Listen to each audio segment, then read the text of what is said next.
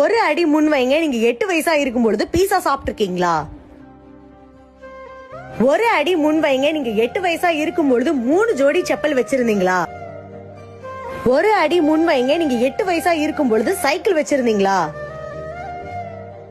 ஒரு அடி முன் வைங்க, நீங்க 8 வயசா இருக்கும் பொழுது உங்க அம்மா வந்து ஸ்கூல்ல டிராப் பண்ணிருக்காங்களா? ஒரு அடி முன் வைங்க, நீங்க 8 வயசா இருக்கும் பொழுது குடும்ப கஷ்டத்துக்காக வேலைக்கு போயிருக்கீங்களா?